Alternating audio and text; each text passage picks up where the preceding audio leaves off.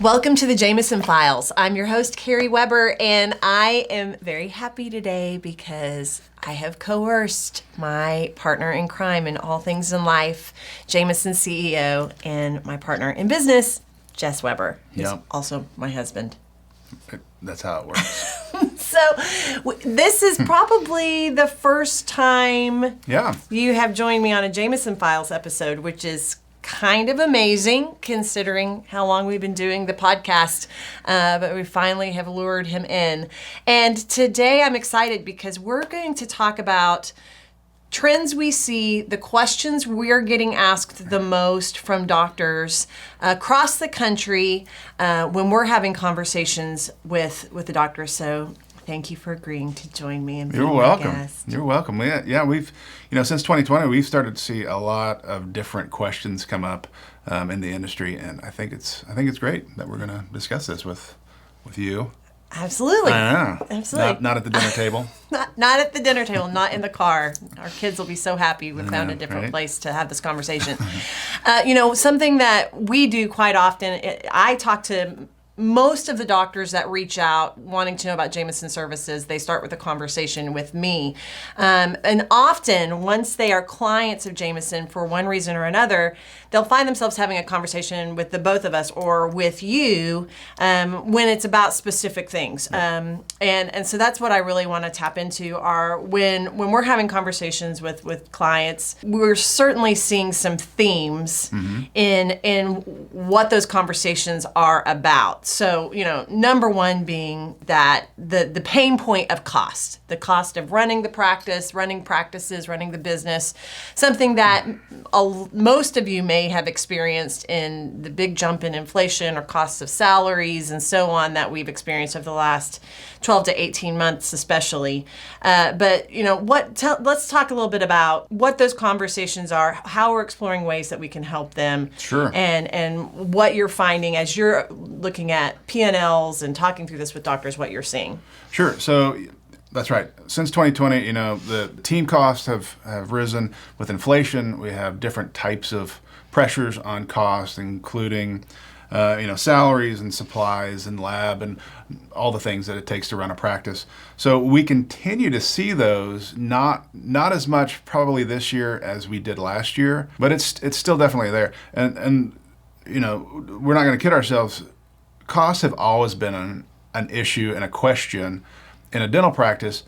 Just now, people are really hypersensitive to it for all of the reasons that we're seeing. So, well, and what I hear a lot is it's not necessarily perhaps that there's a specific area of cost that they're struggling with. Sure. But sometimes the question is, I want to know if I'm even in the right realm in terms of my benchmarks and what we call the key performance indicators of cash flow, of the overhead of the practice, and so on. And so that's a question that we get a lot. I don't know if those of you that are watching have those questions yourself, but a lot of times doctors I just want to know if I'm even in the right range. Yep. Anybody, any specialty, GP, it doesn't matter. If you want to know those specific ranges, you can just ask us.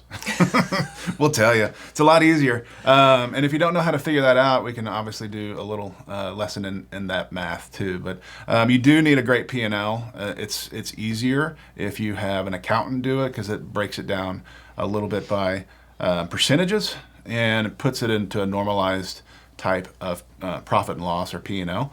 So what we do is we obviously gather our clients and we work with a great company called Kane Waters. They are a financial firm, accounting firm out of Dallas that works specifically with dentists, and they work with like 3,000, I don't know, a lot.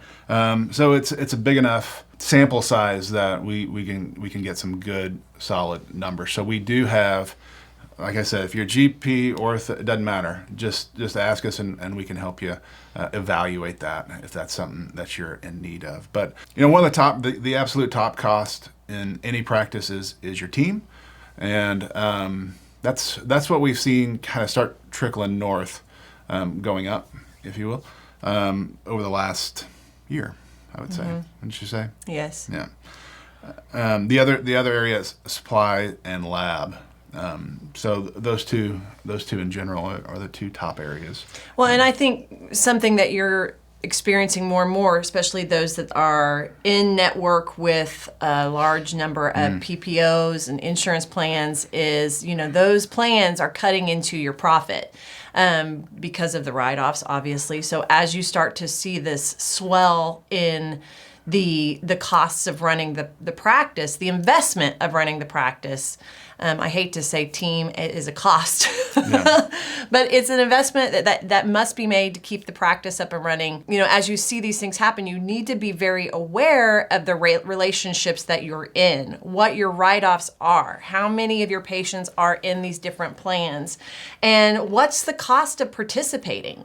Because, I've had Lois on the podcast. She's done a pathway on our Grow platform about this topic specifically, because it's not a matter of us telling you to be in network or not. It's really for you to understand what you are a part of.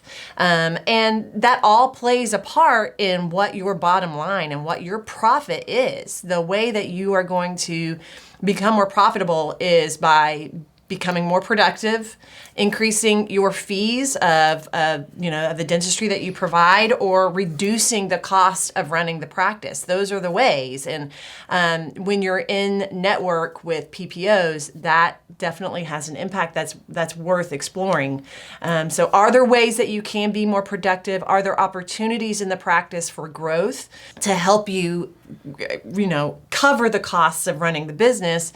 And also, are you in relationship with the right kinds of plans that benefit your patients, but also are most beneficial for you as a business? Yeah, it's definitely worth an evaluation. If you're in network with PPOs, you really need to take some time, work with somebody, do it yourself, whatever. But you need to evaluate what those fees are, how many PPOs you're associated with, because if you're involved in one, I bet you don't know you're involved with a lot. Yeah. So it's definitely worth evaluating what you're getting paid, reimbursed for, and those procedures by procedure.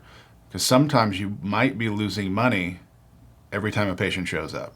So it's worth that evaluation. Highly recommend if it's Lois or us, or like I said, you can do it yourself. It's not rocket science. You know what it costs, and you can see what you get reimbursed for. So it's the alligator mouth. One of them is greater than the other one.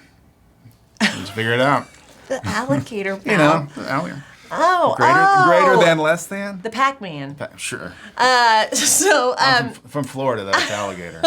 I'm not from Florida. Oh, geez. We're going off the rails.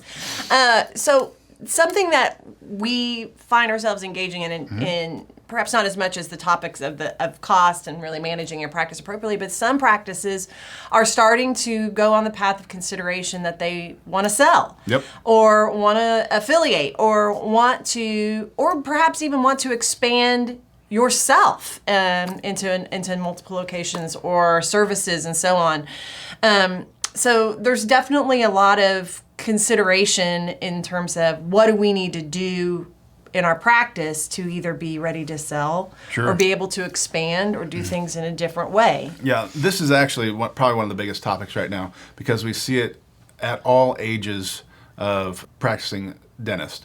So we have young people wanting to sell. We've got people who are more experienced who are wanting to sell. And it's interesting because, historically how you got out of your practice was you worked a long time, and then you found somebody that wanted to work a long time, and then you brought them in and they associated, and then you eventually sold out to them. So there's a lot of variations to how you can do that. But now we're in an age of obviously DSO and affiliations and non-captive models that you can get involved with, where you maximize your practice right now and continue to work and then maximize it again. So it's a very, very, very great opportunity.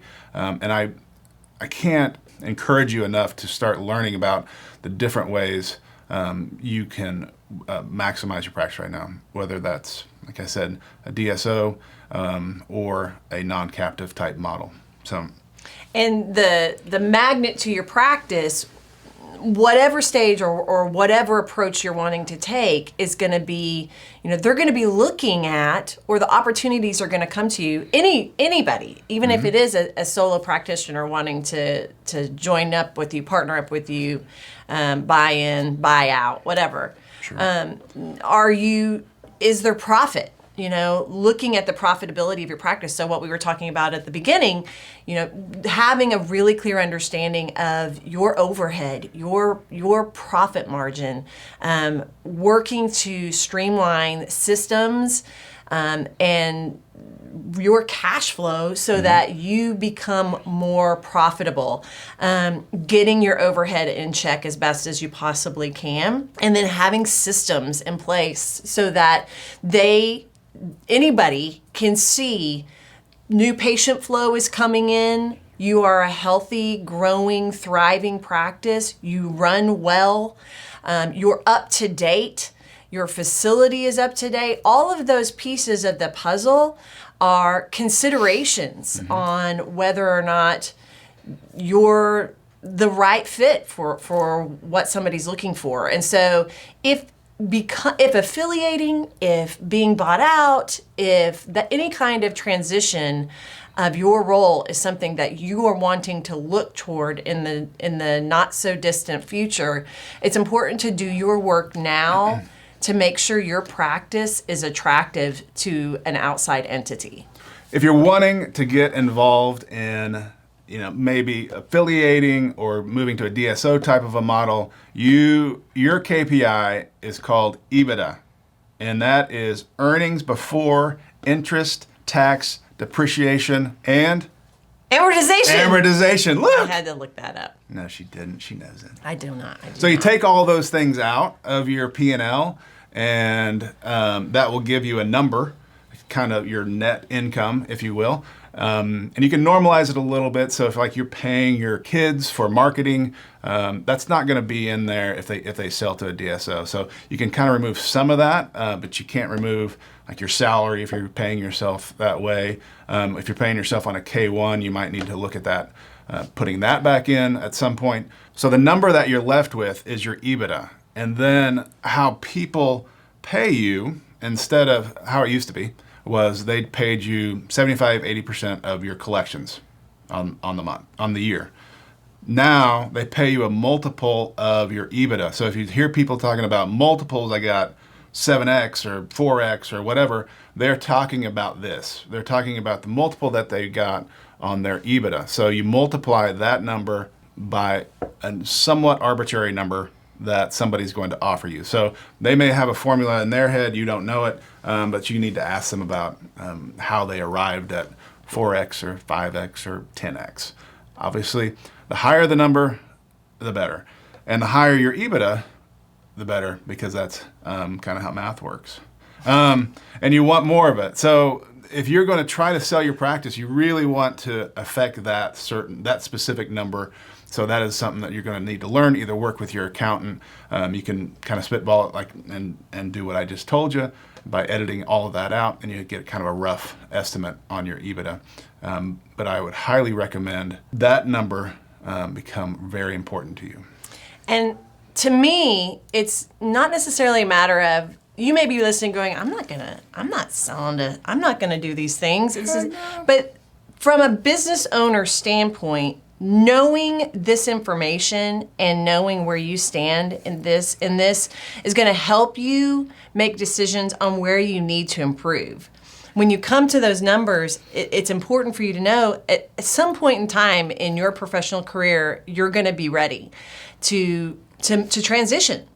And however your practice is performing is going to be a determining factor on what that transition experience is going to be like for you. So business owner to business owner, being savvy about where you stand in your practice performance, in your practice numbers, is smart. And it's being more intentional, and it's being more proactive in continuing to improve, because all of the improvements that you will make for those purposes is going to make your career more enjoyable, because financial stress and strain will be reduced. Likely the efforts that you put forth to get a positive improvement in these areas we've talked about are going to become directly impactful on your day-to-day experiences, because you're going to be working on systems. You're going to be working with your team to improve the process and the experience. You're going to be working to reduce the costs and increase the productivity, and all of those things are going to be beneficial for you multifold for a lot of reasons. Yeah, absolutely. And this, like I said, we have mostly younger people. So when I say young people, because 40 is young now. The older we get, the younger we So people, are. I mean, we have a lot of people in their 40s that are exploring this. A lot of young dentists, a lot of more mature dentists are trying to figure out how to maximize their practice. And honestly, this is probably one of the best ways to do that right now. If you can't, particularly if you can't, finding an associate's really hard. And finding an associate that works well with you, works well with your team, it's always been a real challenge to do for everyone. It's not just you or your team, it's for the associate as well, because it's hard to kind of walk into a place and be the new guy and try to get along with everybody, figure out the new systems, and no one's really telling you anything, and you just kind of have to make your way through it. And then somebody at a certain point in time goes, "Hey, do you want to buy this?" And you're like, "What? What am I buying? Not really." So This is a great way to get through that, and it allows you more resources to continue to practice the way you want to. It frees you up. It puts you in a network of like-minded people. Increases your education, helps can help your team depending on on what structure you go with.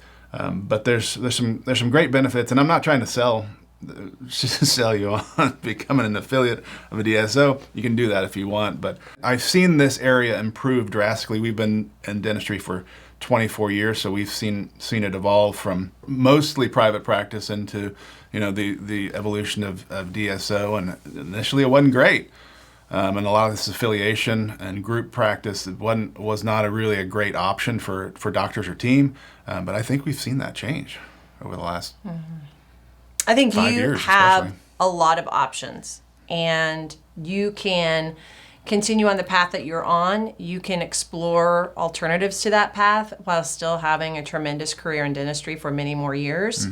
But the fact of the matter is if you are a business owner right now, a practice owner, doing your own due diligence just for the sake of knowing the performance and temperature of your practice, no matter what direction you go, educating yourself on what opportunities are out there and what you can do to make your practice as healthy for your own sake, but also for the attractiveness of it when the time should come that you're ready to make a change. All of this can do nothing but benefit you. So thanks. Sure. Thanks for joining me. Lots of trends. Happy to come back and let's talk about more trends. I don't know. It's a long drive.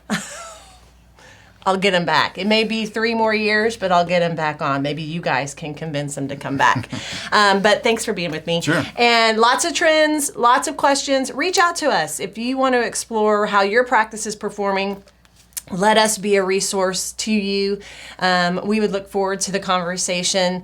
In the meantime, thanks to all of you in the Jameson Files community for joining us once again. Be well, and we'll see you next time.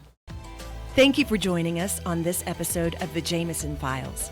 Visit us online at jmsn.com. You can subscribe to this podcast on iTunes, Google Play Music, or Spotify. See you next time.